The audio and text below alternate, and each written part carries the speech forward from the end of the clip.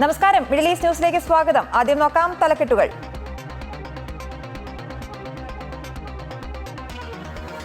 ഇറാനെ സഹായിക്കുന്ന രാജ്യങ്ങൾക്കെതിരെ കടുത്ത സാമ്പത്തിക നടപടികൾ സ്വീകരിക്കുമെന്ന ട്രംപിന്റെ ഭീഷണിക്കെതിരെ ഇറാൻ. നിലവിലെ സാമ്പത്തിക യുദ്ധത്തിലും അമേരിക്ക തോൽക്കുമെന്ന മുന്നറിയിപ്പ്. അമേരിക്കയുടെ സാമ്പത്തിക തകർച്ചയിൽ നിന്ന് ശ്രദ്ധ തിരിക്കാനുള്ള നീക്കമെന്ന് ഇറാൻ.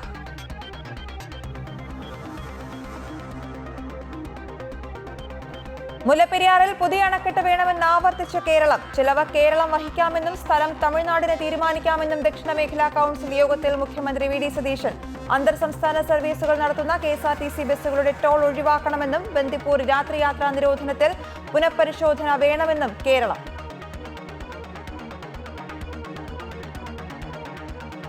പ്രതിപക്ഷ നേതാവ് പിണറായി വിജയന്റെ മകൾ ടി വീണ വിദേശത്തേക്ക് 85 ലക്ഷം അയച്ചത് ഫെമ ലംഘനമാണോ എന്ന് പരിശോധിച്ച ED. മറ്റൊരാളുടെ പേരിൽ എടുത്ത സിം ഉപയോഗിച്ചത് ഹവാല ഇടപാടുകൾക്കെന്ന സംശയം. വീണയുടെ കോഴിക്കോട് പന്തീരാങ്കാവിലെ ലേക്കർ ഇന്ത്യ കോർപ്സ് ഓഫീസ് പൂട്ടിയ നിലയിൽ. കമ്പനി വിവരങ്ങൾ വെള്ള പേപ്പറിൽ പ്രിന്റ് ചെയ്ത് ചുമരിലൊട്ടിച്ച നിലയിലും. പിണറായിയെ CPM മാറ്റി നിർത്തണമെന്ന് ഷോൺ ജോർജ്. നീറ്റ് പ്രതിഷേധത്തിലെ പോലീസ് അതിക്രമത്തിലെ പരാതികൾ പരിശോധിക്കാൻ ഉന്നതതല സമിതിയുമായി സുപ്രീംകോടതി. സുപ്രീംകോടതി ജഡ്ജി അധ്യക്ഷനാകും. പോലീസിലെയും CBIയിലെയും വിരമിച്ച ഉദ്യോഗസ്ഥരടക്കം സമിതിയിൽ. ഉത്തരവ് നാളെ പുറത്തിറക്കും. പൗരത്വ ചട്ടങ്ങളിൽ ഭേദഗതി വരുത്തിയ ആഭ്യന്തര മന്ത്രാലയം. അതിർത്തി സംസ്ഥാനങ്ങളിൽ പൗരത്വ അപേക്ഷകളിൽ തീരുമാനമെടുക്കാനുള്ള അധികാരം കളക്ടർമാർക്ക്. മാറ്റം വരുത്തിയത് പാകിസ്ഥാൻ, ബംഗ്ലാദേശ്, അഫ്ഗാനിസ്ഥാൻ എന്നിവിടങ്ങളിൽ നിന്നുള്ള ന്യൂനപക്ഷങ്ങൾക്ക് പൗരത്വം നൽകുന്ന നടപടിയിൽ. ഇസ്ലാമാബാദിലെ ഇന്ത്യൻ ഹൈക്കമ്മീഷന് പുറത്തെ സുരക്ഷാ സംവിധാനം മാറ്റിയതിൽ മറുപടി നൽകി ഇന്ത്യ. ഡൽഹിയിലെ പാകിസ്ഥാൻ ഹൈക്കമ്മീഷന് പുറത്തെ അനധികൃത നിർമ്മാണങ്ങളും സുരക്ഷാ ബാരിക്കേഡുകളും നീക്കം ചെയ്ത കേന്ദ്ര സർക്കാർ.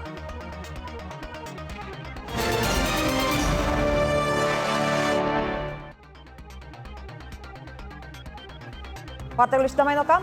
ഇറാനെ സഹായിക്കുന്ന രാജ്യങ്ങൾക്കെതിരെ കടുത്ത സാമ്പത്തിക നടപടികൾ സ്വീകരിക്കുമെന്ന ട്രംപിന്റെ ഭീഷണികൾക്കെതിരെ മുന്നറിയിപ്പുമായി ഇറാൻ. നിലവിലെ സാമ്പത്തിക യുദ്ധത്തിലും അമേരിക്ക തോൽക്കുമെന്നാണ് മുന്നറിയിപ്പ്. അമേരിക്ക മേഖല വിട്ടുപോകണമെന്നും ആക്രമിച്ചാൽ കനത്ത തിരിച്ചടി നൽകുമെന്നും ഇറാൻ മുന്നറിയിപ്പ് നൽകി. മേഖലയിലെ ക്രമം ഇനി ഇറാൻ നിശ്ചയിക്കുമെന്നും ഇറാൻ പാർലമെന്റ് ദേശീയ സുരക്ഷാ കമ്മീഷൻ മേധാവി അവകാശപ്പെട്ടു. സാമ്പത്തിക യുദ്ധത്തിലും അമേരിക്ക തോൽക്കുമെന്ന് ഇറാൻ പറഞ്ഞിരുന്നു. അമേരിക്കയുടെ കുതിച്ചുയർന്ന കടത്തിൽ നിന്നും പലിശ നിരക്കിൽ നിന്നും ശ്രദ്ധ തിരിക്കാനുള്ള നീക്കമാണ് US പ്രസിഡന്റ് ഡൊണാൾഡ് ട്രംപ് നടത്തുന്നതെന്നാണ് ഇറാൻ വിദേശകാര്യ മന്ത്രി അബ്ബാസ് അരഗ്ചി വ്യക്തമാക്കുന്നത്. പരാജയപ്പെട്ട നയങ്ങൾ വീണ്ടും നടപ്പിലാക്കുന്നത് അമേരിക്കയെ കൂടുതൽ പരാജയങ്ങളിലേക്ക് മാത്രമേ നയിക്കൂ എന്നും അദ്ദേഹം കൂട്ടിച്ചേർത്തു. USന്റെ സാമ്പത്തിക ഭീകരവാദം ആഗോള സമ്പദ് വ്യവസ്ഥയ്ക്കും രാജ്യങ്ങളുടെ പരമാധികാരത്തിനും ഭീഷണിയാണെന്നും അബ്ബാസ് അരഗ്ചി വ്യക്തമാക്കി. തമിഴ്നാട് മുഖ്യമന്ത്രി C. ജോസഫ് വിജയുമായി കൂടിക്കാഴ്ച നടത്തി കേരള മുഖ്യമന്ത്രി വി ഡി സതീശൻ. ചെന്നൈ മഹാബലിപുരത്ത് നടക്കുന്ന ദക്ഷിണ മേഖലാ കൌൺസിലിന്റെ 31ാമത് യോഗത്തിന് മുന്നോടിയായാണ് ഇരു സംസ്ഥാനങ്ങളിലെ മുഖ്യമന്ത്രിമാർ തമ്മിൽ കൂടിക്കാഴ്ച നടത്തിയത്. ദക്ഷിണേന്ത്യൻ സംസ്ഥാനങ്ങൾ തമ്മിലുള്ള സഹകരണവും വിവിധ വികസന വിഷയങ്ങളും കൂടിക്കാഴ്ചയിൽ ചർച്ചയായി.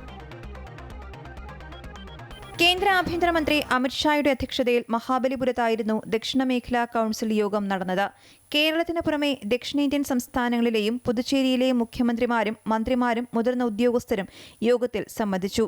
യോഗത്തിൽ മുല്ലപ്പെരിയാറിൽ പുതിയ അണക്കെട്ട് വേണമെന്ന ആവശ്യം മുഖ്യമന്ത്രി വി ഡി സതീശൻ മുന്നോട്ടുവച്ചു. പുതിയ അണക്കെട്ടിന് മുഴുവൻ ചെലവും കേരളം വഹിക്കുമെന്നും സ്ഥലം തമിഴ്നാടിന് തീരുമാനിക്കാമെന്നുമാണ് സതീശൻ അറിയിച്ചത്. അതേസമയം മുല്ലപ്പെരിയാറിൽ നിലപാടിലുറച്ചു നിൽക്കുകയാണ് തമിഴ്നാട്.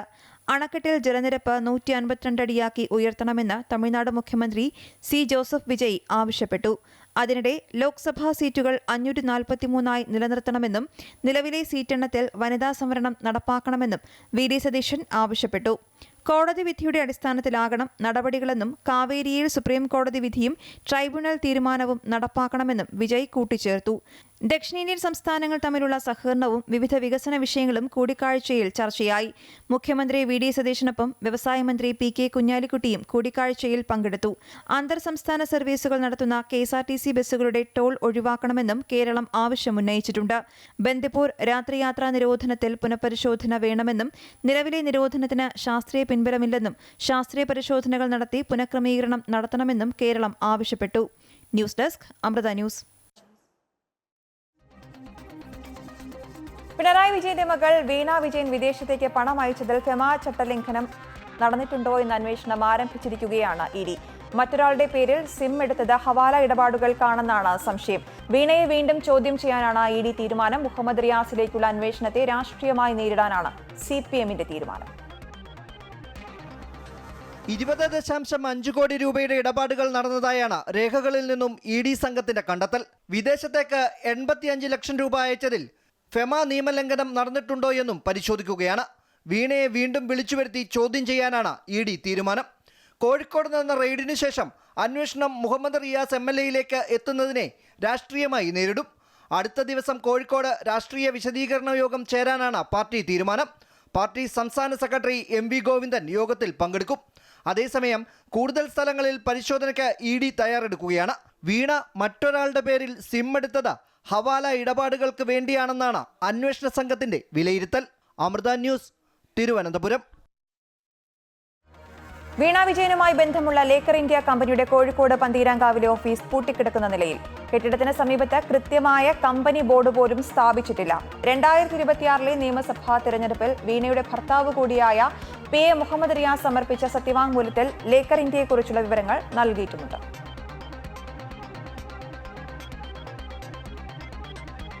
മുട്ടൽ മരമുറിയുമായി ബന്ധപ്പെട്ട വഞ്ചനാ കേസിൽ വിചാരണ കോടതി നടപടികൾ സ്റ്റേ ചെയ്യണമെന്നാവശ്യപ്പെട്ട് അഗസ്റ്റിൻ സഹോദരന്മാർ നൽകിയ ഹർജി ഹൈക്കോടതി തള്ളി. ഇത്തരം ആവശ്യങ്ങളുമായി വിചാരണ കോടതിയെ സമീപിക്കുവാനും കോടതി നിർദ്ദേശം നൽകി. അതേസമയം റോജി അഗസ്റ്റിനെ ചോറ്റാനിക്കര മജിസ്ട്രേറ്റ് കോടതി രൂക്ഷമായി വിമർശിച്ചു. ആന്റോ അഗസ്റ്റിനും ജോസ്കുട്ടി അഗസ്റ്റിനും ഇന്ന് കോടതിയിൽ ഹാജരാകാത്തതിനാണ് വിമർശനം. മുട്ടിൽ മരമുറി കേസിലെ നടപടികൾ വയനാട്ടിലെ വിചാരണ കോടതിയിൽ പുരോഗമിക്കുകയാണെന്നും അതിനാൽ മരമുറി വഞ്ചനാ കേസിൽ ചോറ്റാനിക്കര മജിസ്ട്രേറ്റ് കോടതിയിലെ വിചാരണ നടപടികൾ നിർത്തിവെക്കണമെന്നും ആവശ്യപ്പെട്ടാണ് അഗസ്റ്റിൻ സഹോദരന്മാർ ഹൈക്കോടതിയിൽ വീണ്ടും ഹർജി നൽകിയത്. എന്നാൽ ഹർജി ഹൈക്കോടതി തള്ളി. ഇത്തരം ആവശ്യങ്ങളുമായി വിചാരണ കോടതിയെയാണ് സമീപിക്കേണ്ടതെന്നും ഉത്തരവിട്ടു. അതേസമയം കുറ്റങ്ങൾ വായിച്ചു കേൾപ്പിക്കാൻ ഇന്ന് ഹാജരാക്കണമെന്ന ചോറ്റാനിക്കര മജിസ്ട്രേറ്റ് കോടതിയുടെ നിർദ്ദേശം കേസിൽ പ്രതികളായ ആന്റോ അഗസ്റ്റിനും ജോസ്കുട്ടി അഗസ്റ്റിനും അവഗണിച്ചു. കോടതിയിൽ ഹാജരായ റോജി അഗസ്റ്റിനോട് മറ്റുള്ളവർ എവിടെയെന്നും ആളെ കളിപ്പിക്കുകയാണോ എന്നും മജിസ്ട്രേറ്റ് ചോദിച്ചു. വിചാരണ നടപടികൾ മനഃപൂർവ്വം നീട്ടിക്കൊണ്ടുപോകാനായി ചോറ്റാനിക്കര മജിസ്ട്രേറ്റ് കോടതിയുടെ പരിധിയിൽ വഞ്ചനാ കേസ് നിലനിൽക്കില്ലെന്ന ഹർജിയും നൽകി. എന്നാൽ വിചാരണയ്ക്ക് അധികാരമുണ്ടെന്ന് വ്യക്തമാക്കിയ ചോറ്റാനിക്കര മജിസ്ട്രേറ്റ് കോടതി നാളെ ഉത്തരവ് പുറപ്പെടുവിക്കുമെന്നും അറിയിച്ചു. വീഡിയോ കോൺഫറൻസിലൂടെ വിചാരണയുടെ ഭാഗമാകാനുള്ള അഗസ്റ്റിൻ സഹോദരന്മാരുടെ അപേക്ഷയിലും കോടതി നാളെ തീരുമാനമറിയിക്കും. കേസിൽ പെട്ടുകിടക്കുന്ന തടികൾ പാസുണ്ടെന്ന് തെറ്റിദ്ധരിപ്പിച്ച് വിൽപ്പന നടത്തിയെന്ന മലബാർ ടിംബേഴ്സ് ഉടമയുടെ പരാതിയിലാണ് അഗസ്റ്റിൻ സഹോദരന്മാർക്കെതിരെ വഞ്ചനാ കേസെടുത്തിരിക്കുന്നത്. അമൃത ന്യൂസ്, കൊച്ചി. മെസ്സിയുടെ പേരിൽ പുട്ടടിച്ച കാര്യങ്ങൾ പുറത്തുവരുമെന്ന മന്ത്രി K മുരളീധരൻ. നല്ല അന്വേഷണമുണ്ടാകും. EDയുടെ അന്വേഷണത്തിൽ അഭിപ്രായം പറയുന്നില്ല. കോൺഗ്രസ് മന്ത്രിമാരെയും ജനപ്രതിനിധികളെയും ED ലക്ഷ്യം വച്ചിട്ട് നടന്നിട്ടില്ലേ എന്നും മന്ത്രി ചോദിച്ചു. EDയുടെ അന്വേഷണത്തിനെ കുറിച്ച് ഞങ്ങൾ അഭിപ്രായമൊന്നും പറയുന്നില്ല. ED അതിൻ്റെ വഴിക്ക് പോട്ടെ, അതുമാത്രമേ ഞങ്ങൾക്ക് അഭിപ്രായമുള്ളൂ. ഞങ്ങൾക്ക് EDയെക്കുറിച്ചൊരു പൊളിറ്റിക്കൽ സ്റ്റാൻഡ് കോൺഗ്രസിനുണ്ട്. ഇന്ത്യ രാജ്യത്ത് മുഴുവൻ ഒരേ സ്റ്റാൻഡാണുള്ളത്. ഈ കേസ് എന്താണെന്നുള്ളത് കേസിൻ്റെ വഴിക്ക് പോട്ടെ. ഇല്ല, സംസ്ഥാന സർക്കാർ ഒരിക്കലും ED ആയിട്ട് ഞങ്ങൾക്ക് ഒരു ബന്ധവുമില്ല. കാരണം ED കോൺഗ്രസിൻ്റെ മന്ത്രിമാരെയും മുഖ്യമന്ത്രിമാരെയും ഒക്കെ അന്വേഷിച്ച് നടക്കുകയാണ്. ആ ED അടുത്ത് എങ്ങനെയാണ് ഞങ്ങൾ സമ്മർദ്ദം ചെലുത്താൻ പോകുന്നത്? കേന്ദ്ര സർക്കാരുമായിട്ടുള്ള ഏർപ്പാടാണ്. ഞങ്ങൾക്ക് അവരുമായിട്ട് ഏർപ്പാടൊന്നും. നീറ്റ് പരീക്ഷാ ക്രമക്കേടിനെതിരെയുള്ള സമരത്തിലെ സംഘർഷം അന്വേഷിക്കാൻ ഉന്നതാധികാര സമിതിയെ നിയോഗിച്ച് സുപ്രീം കോടതി മുൻ ജഡ്ജി R സുഭാഷ് റെഡ്ഡിയാണ് സമിതിയുടെ അധ്യക്ഷൻ. വനിതാ പ്രതിഷേധക്കാർ ലൈംഗിക അതിക്രമം നേരിട്ടുവെന്ന പരാതി മുൻഗണനാടിസ്ഥാനത്തിൽ പരിശോധിക്കുവാൻ കോടതി നിർദ്ദേശം നൽകിയിട്ടുണ്ട്. പോലീസ് ഉദ്യോഗസ്ഥർക്ക് പരിക്കേറ്റതും അന്വേഷിക്കും. നീറ്റ് പരീക്ഷാ ക്രമക്കേടുകൾക്കെതിരെ ഡൽഹിയിലും മറ്റ് സംസ്ഥാനങ്ങളിലും നടത്തിയ സമരത്തിലുണ്ടായ സംഘർഷം അന്വേഷിക്കാൻ സുപ്രീം കോടതി ഉന്നതാധികാര സമിതി രൂപീകരിച്ചു. മുൻ സുപ്രീം കോടതി ജഡ്ജി R സുഭാഷ് റെഡ്ഡി അധ്യക്ഷനായ 5-അംഗ സമിതിക്കാണ് രൂപം നൽകിയത്. പഞ്ചാബ്, ഹരിയാന ഹൈക്കോടതി മുൻ ചീഫ് ജസ്റ്റിസ് രവിശങ്കർ ഝാ, ഡൽഹി ഹൈക്കോടതി മുൻ ജഡ്ജി ജസ്റ്റിസ് ശാലിന്ദർ കൌർ, CBI മുൻ director Rishikumar Shukla, retired Meghalaya DGP LR Bishnoi എന്നിവരാണ് സമിതിയിലെ മറ്റംഗങ്ങൾ. പ്രതിഷേധിച്ചവർക്ക് നേരെ പോലീസും മറ്റ് ഏജൻസികളും നടത്തിയ ബലപ്രയോഗവും സുരക്ഷാ ഉദ്യോഗസ്ഥർക്ക് പരിക്കേറ്റ സംഭവങ്ങളും സമിതി വിശദമായി പരിശോധിക്കും. വനിതാ പ്രതിഷേധക്കാർ ലൈംഗിക അതിക്രമം നേരിട്ടു എന്ന പരാതി മുൻഗണനാടിസ്ഥാനത്തിൽ പരിശോധിക്കുവാൻ കോടതി നിർദ്ദേശിച്ചിട്ടുണ്ട്. അംഗങ്ങളുടെ അനുഭവ പരിചയം കണക്കിലെടുത്താണ് സമിതി രൂപീകരിച്ചതെന്നും എല്ലാ വിഷയങ്ങളും സമിതിക്ക് വിശദമായി പരിശോധിക്കാമെന്നും ചീഫ് ജസ്റ്റിസ് സൂര്യകാന്ത് വ്യക്തമാക്കി. ഉന്നതാധികാര സമിതിക്ക് ആവശ്യമെങ്കിൽ ഇടക്കാല റിപ്പോർട്ട് സമർപ്പിക്കാനാകും. സമിതിയുടെ ശുപാർശകൾ കോടതിയെ സഹായിക്കുമെന്നും ചീഫ് ജസ്റ്റിസ് പറഞ്ഞു. അമൃത ന്യൂസ്, ന്യൂഡൽഹി.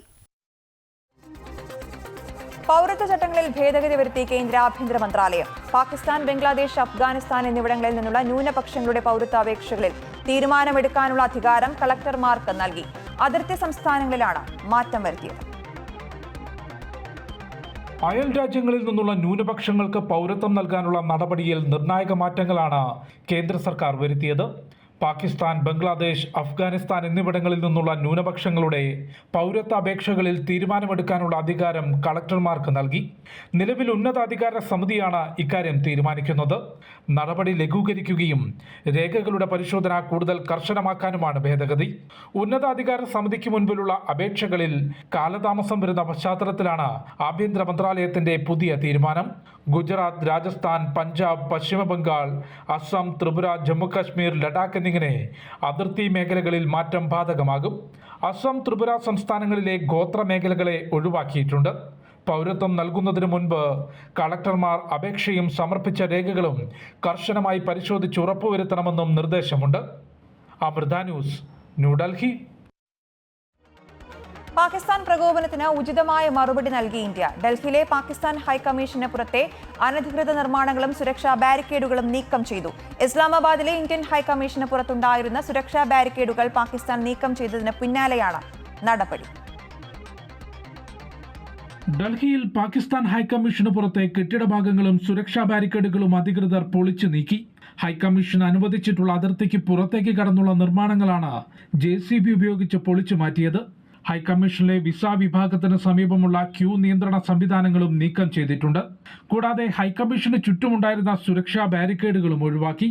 ദിവസങ്ങൾക്ക് മുൻപ് ഇസ്ലാമാബാദിലെ ഇന്ത്യൻ ഹൈക്കമ്മീഷന് മുൻപിലുണ്ടായിരുന്ന സുരക്ഷാ ബാരിക്കേഡുകൾ പാകിസ്ഥാൻ അധികൃതർ നീക്കം ചെയ്തിരുന്നു. പാകിസ്ഥാന്റെ പ്രവർത്തനങ്ങൾക്ക് അതേ നാണയത്തിൽ മറുപടി നൽകിക്കൊണ്ടാണ് ഡൽഹിയിലെ പാകിസ്ഥാൻ ഹൈക്കമ്മീഷന് മുൻപിലെ നടപടി. ജമ്മുകശ്മീർ ഇന്ത്യയുടെ ഭാഗമാണെന്ന ഇന്ത്യയിലെ US സ്ഥാനപതി സെർജിയോ ഗോറിന്റെ പ്രസ്താവനയ്ക്കെതിരെയും പാകിസ്ഥാൻ പ്രതികരണം നടത്തിയിരുന്നു. ഇസ്ലാമാബാദിലെ US പ്രതിനിധിയെ വിളിച്ചു വരുത്തിയായിരുന്നു പാകിസ്ഥാന്റെ നടപടി. കശ്മീർ ഇന്ത്യയുടെ പ്രധാന ഭാഗമാണെന്നും മനോഹരമായ സ്ഥലത്ത് താൻ ആദ്യമായാണ് എത്തുന്നത് എന്നുമായിരുന്നു ശ്രീനഗറിൽ സെർജിയോ ഗോറിന്റെ പ്രതികരണം. Amrita news, New Delhi. Dubai Al Maktoum അന്താരാഷ്ട്ര വിമാനത്താവളത്തിൽ യാത്രക്കാർക്കായി 50 കിലോമീറ്റർ നീളമുള്ള ഡ്രൈവറില്ലാ ട്രെയിൻ ശൃംഖല വരുന്നു. വിമാനത്താവളത്തിനുള്ളിലെ 9 സ്റ്റേഷനുകളെ തമ്മിൽ ബന്ധിപ്പിക്കുന്നതാണ് റെയിൽവേ ശൃംഖല. നിർമ്മാണം പൂർത്തിയായാൽ ലോകത്തെ ഏറ്റവും വലിയ വിമാനത്താവളമായി അൽ മക്തൂം മാറും. ലോകത്തിലെ ഏറ്റവും വലിയ എയർപോർട്ട് പീപ്പിൾ മൂവ് സംവിധാനമാണ് ദുബായിൽ വരാൻ പോകുന്നത്. ദുബായ് ഏവിയേഷൻ സിറ്റി കോർപ്പറേഷനാണ് പദ്ധതിയുടെ കരാർ. ഭാവി വിമാനത്താവളത്തിലെ 9 സ്റ്റേഷനുകളിലായി 165 ഓട്ടോമേറ്റഡ് ഡ്രൈവറുള്ള വാഹനങ്ങൾ സർവീസ് നടത്തും. 2031 ഡിസംബറോടെ നിർമ്മാണം പൂർത്തിയാകും. വിമാനത്താവളം 2032 യാത്രക്കാർക്കായി തുറന്നുകൊടുക്കും. നിലവിൽ ലോകത്തിലെ ഏറ്റവും നീളമേറിയ അമേരിക്കയിലെ ഡാലസ് എയർപോർട്ടിലെ APM ശൃംഖലയേക്കാൾ 6 ഇരട്ടിയിലധികം നീളമുണ്ടാകും ഇതിന്. നിർമ്മാണത്തിൽ ഇന്ത്യൻ നിർമ്മാണ ഭീമന്മാരായ LMTയും സഹകരിക്കുന്നുണ്ട്. പ്രതിവർഷം 26 കോടി യാത്രക്കാരെ കൈകാര്യം ചെയ്യാൻ കഴിയും വിധത്തിലാണ് അൽ മക്തൂം വിമാനത്താവളം വികസിപ്പിക്കുന്നത്. കൂറ്റൻ ടെർമിനലുകൾക്കും പ്രധാന സൗകര്യങ്ങൾക്കുമിടയിൽ യാത്രക്കാർക്ക് അതിവേഗം സഞ്ചരിക്കാനും യാത്രാസമയം കുറയ്ക്കാനും ഈ ആന്തരിക ഗതാഗത സംവിധാനം സഹായിക്കും. വിമാനത്താവളത്തിനുള്ളിലെ ട്രെയിൻ ശൃംഖലയ്ക്ക് പുറമെ ദുബായിയുടെ വിവിധ ഭാഗങ്ങളുമായി വിമാനത്താവളത്തെ ബന്ധിപ്പിക്കുന്ന മറ്റു പ്രധാന ഗതാഗത പദ്ധതികളും പുരോഗമിക്കുകയാണ്. Amrita news, Dubai. വാഹനത്തിന്റെ വിൻസ്ക്രീനിൽ വൃത്തിയാക്കുന്നതിനെ ചൊല്ലിയുണ്ടായ തർക്കത്തെ തുടർന്ന് പെട്രോൾ പമ്പ് ജീവനക്കാരനെ ക്രൂരമായി മർദ്ദിച്ച 2 യുവാക്കൾക്ക് കനത്ത ശിക്ഷ വിധിച്ച് അലൈൻ കോടതി. പ്രതികൾക്ക് 50,000 ദിർഹം വീതം പിഴ ചുമത്തിയ കോടതി സംഭവം നടന്ന അതേ പെട്രോൾ പമ്പിൽ തന്നെ 2 മാസത്തെ സമൂഹ സേവനം ചെയ്യാനും ഉത്തരവിട്ടു. പെട്രോൾ പമ്പിൽ വലിയ തിരക്കുള്ള സമയത്തെത്തിയ പ്രതികൾ കാറിന്റെ മുൻഭാഗത്തെ ചില്ല വേഗത്തിൽ തുടച്ചു നൽകാൻ ജീവനക്കാരനോട് ആവശ്യപ്പെടുകയായിരുന്നു. തിരക്ക് കാരണം കുറച്ചു സമയം കാത്തിരിക്കാൻ ജീവനക്കാരൻ അഭ്യർത്ഥിച്ചതാണ് പ്രതികളെ ചൊടിപ്പിച്ചത്. തുടർന്ന് വാക്കേറ്റമുണ്ടാവുകയും ഇരുവരും ചേർന്ന് ജീവനക്കാരനെ മർദ്ദിക്കുകയുമായിരുന്നു. മാനുഷിക പരിഗണനയുടെ അടിസ്ഥാനത്തിൽ ഈ വർഷത്തെ ആദ്യ പകുതിയിൽ 1295 അപേക്ഷകൾ തീർപ്പാക്കി ദുബായ്. താമസ കുടിയേറ്റ വകുപ്പാണ് കണക്കുകൾ പുറത്തുവിട്ടത്. നിയമം ലംഘിച്ചവരാണെങ്കിലും പ്രത്യേക പരിഗണന നൽകിയാണ് അപേക്ഷകളിൽ തീർപ്പ് കൽപ്പിച്ചിരിക്കുന്നത്. ഭരണമികവും മാനുഷിക മൂല്യങ്ങളും സമന്വയിപ്പിച്ചുകൊണ്ടുള്ള പ്രവർത്തന ശൈലി തുടരുകയാണ് ദുബായ് താമസക്കുടിയേറ്റ വകുപ്പ്. നിയമം ലംഘിച്ചവരാണെങ്കിലും പ്രത്യേക പരിഗണന അർഹിക്കുന്നവരുടെ വിഷയങ്ങൾ കൃത്യമായ നിയമചട്ടക്കൂടിനുള്ളിൽ നിന്ന് പരിശോധിച്ച് പരിഹാരം കണ്ടെത്തുകയാണ് ലക്ഷ്യം. ഇക്കാലയളവിൽ മാനുഷിക കേസുകൾ കൈകാര്യം ചെയ്യുന്ന സമിതി ആകെ 2267 അപേക്ഷകൾ പരിശോധിച്ച് 1295 അപേക്ഷകൾ തീർപ്പാക്കി. ഓരോ അപേക്ഷയും പ്രത്യേകം അപഗ്രഥിച്ച് ലഭ്യമായ രേഖകളും സാഹചര്യങ്ങളും പരിശോധിച്ചാണ് തീരുമാനം കൈക്കൊണ്ടത്. രാജ്യത്തെ നിയമങ്ങളും വ്യവസ്ഥകളും കർശനമായി പാലിക്കുമ്പോൾ തന്നെ അസാധാരണ സാഹചര്യങ്ങളിൽപ്പെട്ടവർക്ക് ആവശ്യമായ ഇളവുകളും ആശ്വാസവും ലഭ്യമാക്കുകയാണ് GDRFA ലക്ഷ്യം. ഓരോ അപേക്ഷയും ശ്രദ്ധയോടെയും അനുഭാവത്തോടും കൂടി കേൾക്കേണ്ട വ്യക്തിഗത അനുഭവങ്ങളാണെന്ന് GDRFA Dubai director general lieutenant general Mohammed Ahmed Al Marri പറഞ്ഞു. ഒരു സർക്കാർ സംവിധാനത്തിന്റെ വിജയം നൽകുന്ന സേവനങ്ങളുടെ എണ്ണത്തിൽ മാത്രമല്ല, സാധാരണക്കാരുടെ ജീവിതത്തിൽ ഉണ്ടാക്കാൻ കഴിയുന്ന ഗുണപരമായ മാറ്റത്തിലാണ് അളക്കപ്പെടുന്നത് എന്നും അദ്ദേഹം ചൂണ്ടിക്കാട്ടി. Amrita news, Dubai. കുവൈത്തിലെ പ്രവാസി സമൂഹത്തിനിടയിൽ സാമൂഹിക സാംസ്കാരിക ക്ഷേമ പ്രവർത്തനങ്ങളിൽ സജീവമായി പ്രവർത്തിക്കുന്ന OACC കുവൈറ്റ് 13ാം വാർഷികവും ഓണാഘോഷവും സംഘടിപ്പിക്കുന്നു. നാഷണൽ കമ്മിറ്റിയുടെ നേതൃത്വത്തിൽ ഓണപ്പൊലിമ 2026 എന്ന പേരിൽ സെപ്റ്റംബർ 25 വെള്ളിയാഴ്ചയാണ് പരിപാടിയെന്ന് ഭാരവാഹികൾ അറിയിച്ചു. ഖൈത്താൻ ഇന്ത്യൻ കമ്മ്യൂണിറ്റി സ്കൂൾ ഓഡിറ്റോറിയത്തിൽ വെച്ച് രാവിലെ 10 മണി മുതൽ നടക്കുന്ന ആഘോഷ പരിപാടികളിൽ കേരള നിയമസഭ ഡെപ്യൂട്ടി സ്പീക്കർ ഷാനിമോൾ ഉസ്മാൻ മുഖ്യാതിഥിയായി പങ്കെടുക്കും. ഓണസ്മരണകൾ ഉണർത്തുന്ന കലാപരിപാടികളും ആഘോഷങ്ങളുടെ ഭാഗമായി ഒരുക്കിയിട്ടുണ്ട്. ആഭ്യന്തരമന്ത്രി രമേശ് ചെന്നിത്തലയുടെ നേതൃത്വത്തിൽ ലഹരി മാഫിയയ്ക്കെതിരെ നടത്തുന്ന ഓപ്പറേഷൻ തൂഫാനെ ആസ്പദമാക്കി കലുങ്കു പറഞ്ഞ കഥ എന്ന ലഘുനാടകവും അവതരിപ്പിക്കും. കൂടാതെ OACC കുവൈറ്റിന്റെ വിദ്യാഭ്യാസ പ്രവർത്തനങ്ങളുടെ ഭാഗമായി 10-12 ക്ലാസുകളിൽ ഉന്നത വിജയം നേടിയ OACC കുടുംബത്തിലെ വിദ്യാർത്ഥികൾക്കുള്ള അച്ചീവേഴ്സ് അവാർഡ് വിതരണവും ചടങ്ങിൽ നിർവഹിക്കും. മുൻ പ്രസിഡന്റ് വർഗീസ് പുതുക്കുളങ്ങരയുടെ നേതൃത്വത്തിൽ രൂപം കൊണ്ട OACC കുവൈറ്റിന്റെ പ്രയാണം ആക്ടിംഗ് പ്രസിഡന്റ് BS പിള്ളയുടെ ശക്തമായ നേതൃത്വത്തിലുള്ള നാഷണൽ കമ്മിറ്റിയുമായി മുന്നോട്ട് പോവുകയാണെന്ന് ഭാരവാഹികൾ അറിയിച്ചു. 15 വയസ്സിന് താഴെയുള്ള കുട്ടികളെയോ ഗാർഹിക തൊഴിലാളികളെയോ നെഗറ്റീവ് മാധ്യമ ഉള്ളടക്കങ്ങൾക്കായി ചൂഷണം ചെയ്യുന്നതിനെതിരെ മുന്നറിയിപ്പുമായി ഒമാൻ പബ്ലിക് പ്രോസിക്യൂഷൻ. ഇത്തരം പ്രവർത്തികൾക്ക് 3 വർഷം വരെ തടവും 5000 ഒമാനി റിയാൽ വരെ പിഴയും വരെ ലഭിക്കാമെന്ന് അധികൃതർ വ്യക്തമാക്കി. കുട്ടികളിൽ അക്രമം പ്രോത്സാഹിപ്പിക്കുന്നതോ അമിതമായ ഭയം സൃഷ്ടിക്കുന്നതോ ആയ ഉള്ളടക്കം പ്രസിദ്ധീകരിക്കുന്നതും ശിക്ഷാർഹമാണ്. കുട്ടികളെയോ ഗാർഹിക തൊഴിലാളികളെയോ വിനോദത്തിനും ശ്രദ്ധ നേടുന്നതിനും കൂടുതൽ വ്യൂസിനുമായി സോഷ്യൽ മീഡിയ ഉള്ളടക്കത്തിന്റെ ഭാഗമാക്കരുതെന്നും അധികൃതർ മുന്നറിയിപ്പ് നൽകിയിട്ടുണ്ട്.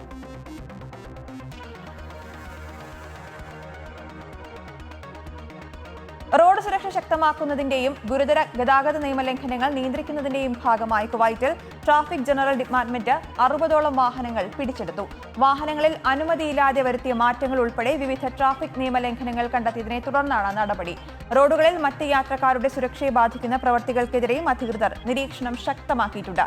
ഗുരുതര ഗതാഗത നിയമലംഘനങ്ങൾ നടത്തുന്നവർക്കെതിരെ വാഹനങ്ങൾ പിടിച്ചെടുക്കുന്നതടക്കമുള്ള നടപടികൾ തുടരുമെന്ന് ഗതാഗത വിഭാഗം അധികൃതർ അറിയിച്ചു. വാഹന ഉടമകളും ഡ്രൈവർമാരും ട്രാഫിക് നിയമങ്ങൾ കൃത്യമായി പാലിക്കണമെന്നും അധികൃതർ അഭ്യർത്ഥിച്ചു. കുവൈറ്റിൽ ഭക്ഷ്യസുരക്ഷാ നിയമങ്ങളും ആരോഗ്യ മാനദണ്ഡങ്ങളും പാലിക്കുന്നുണ്ടോ എന്ന് ഉറപ്പാക്കാൻ പരിശോധന ശക്തമാക്കി Kuwait public authority for food and nutrition. രാജ്യത്തെ വിവിധ പ്രദേശങ്ങളിൽ നടന്ന പരിശോധനയിൽ വിവിധ നിയമലംഘനങ്ങളുമായി ബന്ധപ്പെട്ട നിരവധി കേസുകൾ രജിസ്റ്റർ ചെയ്തതായും ഭനീദ് അൽ ഖവാൻ മേഖലയിലെ ഒരു റെസ്റ്റോറന്റ് ഗുരുതരമായ ആരോഗ്യ ലംഘനങ്ങളെ തുടർന്ന് അടച്ചുപൂട്ടിയതായും അതോറിറ്റി അറിയിച്ചു. വാണിജ്യ വ്യവസായ മന്ത്രാലയം, ആഭ്യന്തര മന്ത്രാലയം, public authority four man power എന്നിവരുമായി സഹകരിച്ച് അർദിയ അൽ ഫിർഫിയയിലെ ഷീഷ കഫേകളിലാണ് പരിശോധന നടത്തിയത്. ഭക്ഷണം കൈകാര്യം ചെയ്യുന്ന തൊഴിലാളികൾക്ക് ആവശ്യമായ ആരോഗ്യ സർട്ടിഫിക്കറ്റ് ഇല്ലാത്തതിനും ആരോഗ്യ സർട്ടിഫിക്കറ്റ് ഇല്ലാത്ത തൊഴിലാളികളെ ജോലിക്കെടുത്ത സ്ഥാപന ഉടമകൾക്കെതിരെയും കേസുകൾ എടുത്തു. കൂടാതെ ചില റെസ്റ്റോറന്റുകളിൽ നടത്തിയ പരിശോധനകളിൽ മനുഷ്യ ഉപഭോഗത്തിന് അനുയോജ്യമല്ലാത്തതും ബാക്ടീരിയ ബാധിച്ചതുമായ ഭക്ഷ്യവസ്തുക്കൾ കണ്ടെത്തിയതായും അതോറിറ്റി അറിയിച്ചു.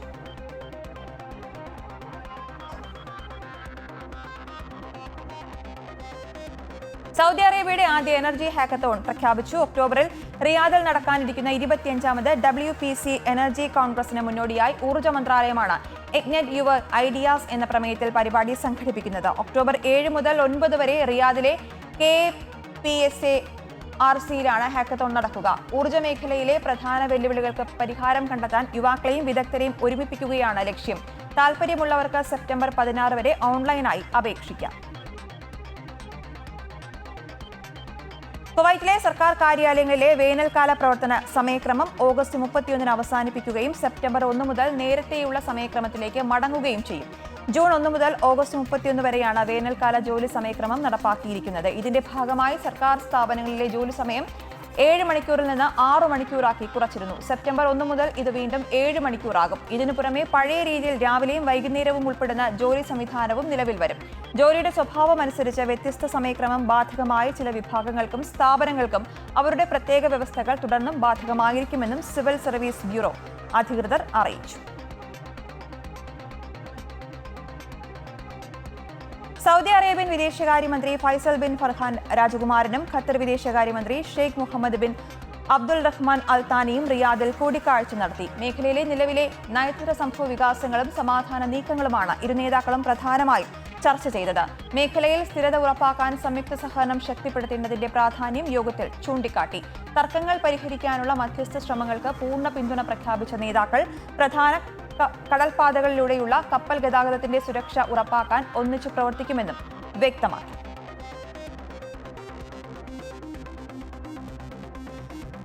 വർഷത്തെ പ്രവാസം അവസാനിപ്പിച്ച് നാട്ടിലേക്ക് മടങ്ങുന്ന നവയുഗം സാംസ്കാരിക വേദി അൽ ഹസ മേഖലാ കമ്മിറ്റി അംഗവും ബത്തേലിയ യൂണിറ്റ് അംഗവുമായ ഗിരീഷ് കുമാറിന് നവയുഗം യാത്രയയപ്പ് നൽകി.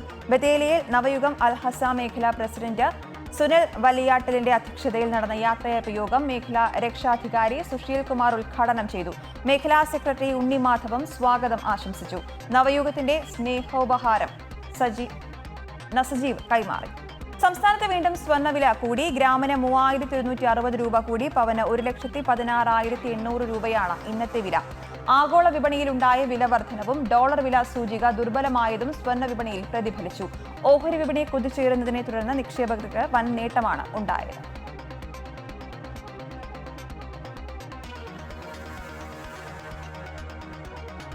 ആലപ്പുഴ കരുവാറ്റയിലെ വയോധികന്റെ കൊലപാതകത്തിൽ സിനിമയെ വെല്ലുന്ന തിരക്കഥ ഒരുക്കുകയായിരുന്നു പ്രതികൾ. പിടിയിലായാലും അന്വേഷണം വഴിതെറ്റിക്കാൻ പോലീസിന്റെ ചോദ്യങ്ങൾക്ക് നൽകേണ്ട മറുപടിയും ഇവർ കൃത്യമായി തയ്യാറാക്കിയിരുന്നുവെന്നാണ് കണ്ടെത്തൽ. കേസ് വഴിതിരിച്ചുവിടാൻ സ്വന്തം അച്ഛനെതിരെയും 13-കാരി മൊഴി നൽകി. അതേസമയം കേസിൽ പ്രതികളായ ആൺകുട്ടികൾക്ക് കടുത്ത ശിക്ഷ ഉറപ്പാക്കാനുള്ള ശ്രമത്തിലാണ് പോലീസ്. ജുവനൈൽ ജസ്റ്റിസ് ബോർഡിന്റെ അനുമതിയോടെ പ്രതികളെ വീണ്ടും കസ്റ്റഡിയിലെടുത്ത് തെളിവെടുപ്പ് നടത്തും. 3 വ്യത്യസ്ത കേന്ദ്രങ്ങളിൽ നിന്നാണ് കൃത്യം നടത്തിയ 3 ആൺകുട്ടികളെയും പ്രത്യേക അന്വേഷണ സംഘം ഒരേ സമയം പിടികൂടിയത്. പരസ്പരം ആശയവിനിമയത്തിന് സമയം ലഭിക്കാതിരുന്നിട്ടും മൂവരും പോലീസിന് മുന്നിൽ ഒരേ കഥ തന്നെ ആവർത്തിച്ചു. പെൺകുട്ടിക്ക് വയറിൽ മുഴയുണ്ട്. ഇതിന്റെ ശസ്ത്രക്രിയയ്ക്ക് പണം നൽകാനാണ് ഹരിപ്പാടെത്തിയത്. ഇതായിരുന്നു മൂവരുടെയും മൊഴി. അതിനുവേണ്ടിയാണ് പെൺകുട്ടി വീട്ടിലേക്കുള്ള ലൊക്കേഷൻ അയച്ചു തന്നതും വീഡിയോ കോൾ ചെയ്തതെന്നും പ്രതികൾ പോലീസിനോട് പറഞ്ഞു. പണം നൽകി മടങ്ങിയതല്ലാതെ കൊലപാതകത്തെക്കുറിച്ച് ഒന്നും അറിയില്ലെന്നും 3 പേരും ആദ്യം മറുപടി നൽകി. മുൻകൂട്ടി തയ്യാറാക്കിയ തിരക്കഥയുടെ അടിസ്ഥാനത്തിലായിരുന്നു മൂവരുടെയും മൊഴി. എന്നാൽ പെൺകുട്ടിയും ആൺസുഹൃത്തും തമ്മിലുള്ള ഫോൺ സംഭാഷണങ്ങളും വാട്സാപ്പ് ചാറ്റുകളും നിരത്തി പോലീസ് ചോദ്യം ചെയ്തതോടെ പ്രതികൾ കുറ്റം സമ്മതിക്കുകയായിരുന്നു. അതേസമയം കേസിലെ മുഖ്യ സൂത്രധാരയായ പെൺകുട്ടി കൊലപാതകത്തിന്റെ സംശയം സ്വന്തം പിതാവിലേക്ക് വഴിതിരിച്ചുവിടാൻ ശ്രമിച്ചിരുന്നതായും സൂചനയുണ്ട്. പ്രായത്തിന്റെ ആനുകൂല്യം നൽകി പെൺകുട്ടി ഒഴികെയുള്ള 3 പേരെയും മുതിർന്ന കുറ്റവാളികളെ പോലെ വിചാരണയ്ക്ക് സാഹചര്യമൊരുക്കുവാനാണ് പോലീസിന്റെ ശ്രമം. ഇതിനായി ജുവനൈൽ ജസ്റ്റിസ് ബോർഡിന്റെ അനുമതി നേടിയ ശേഷമാകും തുടർ നീക്കം. പ്രതികളെ കസ്റ്റഡിയിലെടുത്ത് വിശദമായ തെളിവെടുപ്പും നടത്തേണ്ടതുണ്ട്. വിരലടയാളം ഉൾപ്പെടെ ശാസ്ത്രീയ അന്വേഷണത്തിലെ വിവരങ്ങളും വീടിനുള്ളിൽ ഇവർ കയറിയ രീതിയുമെല്ലാം ഉറപ്പാക്കണം. പെൺകുട്ടിയിൽ നിന്ന് കൂടുതൽ വിവരങ്ങൾ ശേഖരിക്കാനുള്ള നീക്കത്തിലാണ് പോലീസ്. അമൃത ന്യൂസ്, ആലപ്പുഴ. പ്രധാനമന്ത്രി നരേന്ദ്രമോദി അവഹേളിച്ചുവെന്ന പരാതിയിൽ മേക്കപ്പ് ആർട്ടിസ്റ്റ് ജാൻമണി അറസ്റ്റിൽ. കോഴിക്കോട് സൈബർ സിറ്റി പോലീസാണ് ജാൻമണി അറസ്റ്റ് ചെയ്തത്. അറസ്റ്റ് ചെയ്ത ജാൻമണിയെ ജാമ്യത്തിൽ വിട്ടു. BJP നേതാവ് നവ്യ ഹരിദാസാണ് ജാൻമണിക്കെതിരെ പരാതി നൽകിയത്. അതേസമയം CJP സമരത്തിൽ പങ്കെടുത്തതിന്റെ പ്രതികാരമാണ് കേസെന്ന് ജാൻമണി പ്രതികരിച്ചു. മഹിളാ മോർച്ച സംസ്ഥാന അധ്യക്ഷ നവ്യ ഹരിദാസ് നൽകിയ പരാതിയുടെ അടിസ്ഥാനത്തിലായിരുന്നു ജാൻമണിയെ Kozhikode city cyber police arrest ചെയ്തത്. ജാൻമണിയുടെ പരാമർശം വന്ന വീഡിയോ പകർത്തിയ കോഴിക്കോട് തിരുവമ്പാടി സ്വദേശി എബിൻ, പാലക്കാട് സ്വദേശി സജിത്ത് എന്നിവരെയും പോലീസ് അറസ്റ്റ് ചെയ്തിരുന്നു. ജാമ്യം ലഭിക്കുന്ന വകുപ്പുകളായിരുന്നു ജാൻമണിക്കെതിരെ ചുമത്തിയിരുന്നത്. ഇതേ തുടർന്നാണ് ജാൻമണിയെ സ്റ്റേഷൻ ജാമ്യത്തിൽ വിട്ടയച്ചത്. അതേസമയം CJP സമരത്തിൽ പങ്കെടുത്തതിന്റെ പ്രതികാരമെന്നോണമാണ് തനിക്കെതിരുള്ള കേസെന്നും മാപ്പ് പറഞ്ഞതിനു ശേഷവും തന്നെ ലക്ഷ്യം വെക്കുകയായിരുന്നുവെന്നും അവർ പ്രതികരിച്ചു. ഞാൻ CJP പ്രൊട്ടസ്റ്റിൽ പോയി പങ്കെടുത്തത് റിവെഞ്ച് ആണ് എനിക്ക് മനസ്സിലായി. അത് എൻ്റെ വായിൽ വരാൻ പറ്റില്ലാത്ത, it shouldn't come from my mouth. I have said sorry also. After it also people are targeting me, again bullying me, and that's I understood that it's... Jantar Mantar സമരത്തിന്റെ പശ്ചാത്തലത്തിലായിരുന്നു പ്രധാനമന്ത്രിക്കെതിരെ ജാൻമണിയുടെ പരാമർശം. അമൃത ന്യൂസ്, കോഴിക്കോട്. ആലപ്പുഴയിൽ മുൻ മുഖ്യമന്ത്രിയുടെ ഗൺമാൻമാർ യൂത്ത് കോൺഗ്രസ് പ്രവർത്തകരെ ആക്രമിച്ച കേസ് അട്ടിമറിക്കാൻ ശ്രമിച്ചതിന് ലഭിച്ച സസ്പെൻഷൻ റദ്ദാക്കണമെന്ന ADGP MR അജിത് കുമാറിന്റെ വാദം തള്ളി സർക്കാർ. പ്രത്യേക അന്വേഷണ സംഘത്തിന്റെ കണ്ടെത്തലിന്റെ അടിസ്ഥാനത്തിലാണ് നടപടിയെടുത്തതെന്ന് സർക്കാർ വ്യക്തമാക്കി. സസ്പെൻഷൻ നടപടി ചോദ്യം ചെയ്ത് അജിത് കുമാർ കേന്ദ്ര അഡ്മിനിസ്ട്രേറ്റീവ് ട്രൈബ്യൂണലിൽ നൽകിയ ഹർജിയിലാണ് സർക്കാർ മറുപടി നൽകിയത്. തന്റെ പ്രമോഷൻ തടയാനാണ് സസ്പെൻഷൻ നൽകിയതെന്ന MR അജിത് കുമാറിന്റെ വാദം അടിസ്ഥാനരഹിതമാണെന്നും ചട്ടങ്ങൾ പാലിച്ചാണ് നടപടി സ്വീകരിച്ചതെന്നും സർക്കാർ വ്യക്തമാക്കി. സസ്പെൻഷൻ ഉത്തരവിന് മുൻപ് ADGPയോട് വിശദീകരണം തേടിയെന്നും എന്നാൽ വിശദീകരണം തൃപ്തികരമായിരുന്നില്ല എന്നും സർക്കാർ പറഞ്ഞു. യൂത്ത് കോൺഗ്രസ് പ്രവർത്തകർക്ക് മർദ്ദനമേറ്റ കേസിൽ ADGP ഇടപെട്ട് ചിലരുടെ മൊഴി മാറ്റി. ഇതിന് തെളിവ് ലഭിച്ചുവെന്ന് SIT റിപ്പോർട്ടിലുണ്ട്. രാഷ്ട്രീയ പ്രേരിതമെന്ന ആരോപണവും നിലനിൽക്കില്ലെന്നും സർക്കാർ മറുപടി നൽകി. അജിത് കുമാറിന്റെ ഹർജി തള്ളണമെന്ന് സർക്കാർ സെൻട്രൽ അഡ്മിനിസ്ട്രേറ്റീവ് ട്രൈബ്യൂണലിൽ സത്യവാങ്മൂലം സമർപ്പിച്ചു. സെപ്റ്റംബർ 3 ഹർജി പരിഗണിക്കും. അമൃത ന്യൂസ്, തിരുവനന്തപുരം. ന്യൂസ് പൂർണ്ണമാകുന്നു. കൂടുതൽ വാർത്തകൾക്കായി അമൃത ന്യൂസ് യൂട്യൂബ് ചാനൽ കാണുക. നമസ്കാരം.